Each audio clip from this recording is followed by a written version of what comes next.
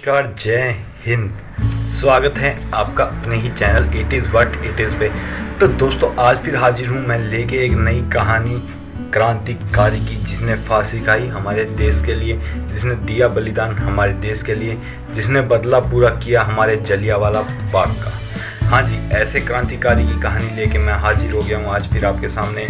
तो वीडियो को एंड तक जरूर देखिएगा। और हाँ, पिछली वीडियो में मैंने कुछ बातें गांधी जी के लिए कही थी, तो भाई मेरे पास बहुत सारी कॉल और फ़ोन मैसेजेस आए कि भाई तू गांधी जी के बारे में ऐसा क्यों बोल रहा है। तो भाई उन भाइयों के लिए आज की वीडियो में 2 लाइनें मेरी तरफ से, ये भी किसी और की लाइनें हैं, मैंने नहीं लिखी, बट अच्छी लाइनें हैं।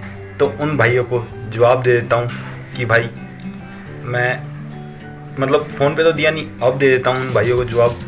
तो ज़रा गौर करके सुनिएगा।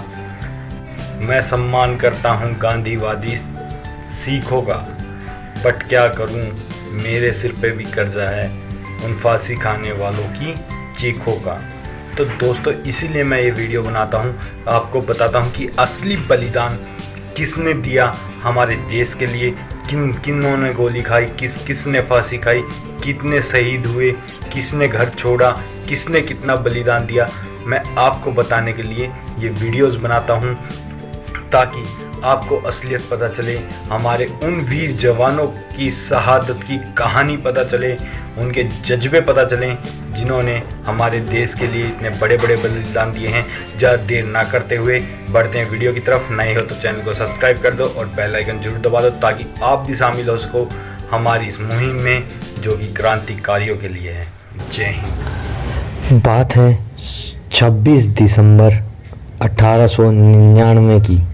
पंजाब के संगरूर ज़िले में तेजपाल सिंह, जो कि रेलवे में कर्मचारी थे, उनके घर पे जन्म होता है एक वीर शेर पुत्र का, जिसने आज भारत देश में नहीं बल्कि लंदन में भी नाम कमा रखा है अपने संघर्षों से।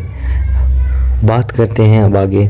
जब वह 2 साल का था, तेजपाल जी का पुत्र जब 2 साल का था, 1901 में उनके सिर से उसकी माता का साया छिन जाता है और उसके ही 7 साल बाद 1907 में जब वह 8 साल का हुआ तो उनके सिर से उनके पिता तेजपाल सिंह जी का भी साया चला जाता है।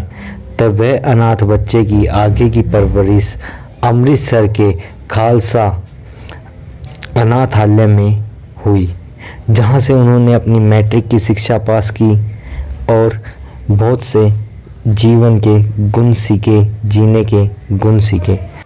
13 अप्रैल 1919। ये तो आप सभी भारतीयों को याद होगी तारीख। हाँ जी, 13 अप्रैल 1919। इस दिन ऐसा कांड हुआ था भारत में जिसको कभी भी कोई भी नहीं भुला सकता। हाँ जी, आपने सही सोचा, जलियांवाला बाग हत्याकांड। इस दिन जनरल डायर ने 15 मिनट में 1650 गोलियां बरसवा दी थी उस जलियांवाला बाग में, जिसके अंदर घुसने का मात्र एक 3 फुट का गेट था। उसी गेट पे तोप लगा के हमारे भारतीयों को बुरी तरीके से उड़ाया गया था। तो उस हत्याकांड को देखने वाला वो 20 साल का युवक, जो कि 26 दिसंबर 1899 को संगरूर ज़िले में पैदा हुआ था, वो वहीं मौजूद था और उसने उस दिन ठान ली थी कि इस हत्याकांड का मैं बदला लेके रहूँगा। तो उसने उसी दिन से अपना सफ़र शुरू कर दिया था देश के प्रति। हाँ जी, उसके पास माता पिता का साया ना होने के कारण, धन के ना होने के कारण उसने शुरू किया कारपेंटरी का काम और पैसे जोड़े। उसने काम करते करते इतने पैसे जोड़ लिए कि वह लंदन जा सके।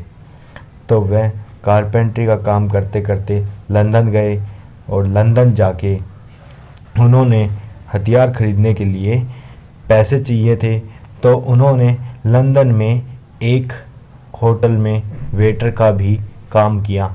एक इंसान जिसका सफ़र, जिसकी मंजिल 1919 में शुरू हुई थी और 1940 तक हाँ जी, गया था वह युवक। तो इतने दिनों में भी उसका इरादा नहीं बदला, उसका निश्चय दृढ़ था कि मुझे अपने देशवासियों की मौत का बदला लेना है उस जनरल डायर से। तो 13 मार्च 1940 में कैस्टन हॉल में उसने जनरल डायर की छाती में 3 गोलियां मारकर अपने देश के क्रांतिकारी, अपने देश के निहत्थे लोगों का बदला लिया लंदन में। आपने सही सोचा, मैं बात कर रहा हूँ उधम सिंह की, उस महान क्रांतिकारी, उस पंजाब के शेर पुत्र उधम सिंह की बात कर रहा हूँ मैं, जिसने अपना पूरा जीवन सिर्फ और सिर्फ जलिया हत्याकांड का बदला लेने के संघर्ष में ही लगा दिया। हाँ जी, और उनकी महान बात तो ये है कि वह जनरल डायर को मार के वहाँ से भागे नहीं, बल्कि पुलिस को सरेंडर किया और कहा कि मुझे पकड़ो। पुलिस भी डर रही थी लंदन की उनको हाथ लगाने से, मगर उन्होंने अपने रिवॉल्वर, अपनी पिस्टल, जो हथियार उनके पास था, उसको फेंक के पुलिस को बोले कि मुझे पकड़ो, मुझे गिरफ्तार करो और अपने मजिस्ट्रेट के सामने ले चलो। मजिस्ट्रेट ने उनसे पहला क्वेश्चन यही पूछा कि भाई उधम सिंह, तुम भाग सकते थे जनरल डायर को मार के, परंतु तुम भागे क्यों नहीं? तो उन्होंने एक ही जवाब दिया कि मेरी भारत माता की मिट्टी ने मुझे पीठ दिखाकर भागना नहीं सिखाया, सीना सामने करके लड़ना सिखाया है। मजिस्ट्रेट का दूसरा प्रश्न था कि भाई उधम सिंह, तुम भारत जाके अपने जैसे 100 उधम सिंह बना सकते थे, ट्रेनिंग दे सकते थे, परंतु तुम भारत क्यों नहीं भागे? उधम सिंह ने कहा कि मजिस्ट्रेट साहब, मेरे भारत जाने से 100 उधम सिंह बनते, मगर अब मुझे यहाँ लंदन में फांसी होगी तो मेरे जैसे 100 नहीं, हजारों उधम सिंह बनेंगे। मेरी भारत माँ की कोख से हजारों उधम सिंह जने जाएंगे। मगर उस समय उधम सिंह को ये नहीं पता था कि उसके ही नीच भारतवासी आज उसे भूल जाएंगे। उसे ये नहीं पता था कि आज के कलयुग के भारतवासी उसे भूल जाएंगे।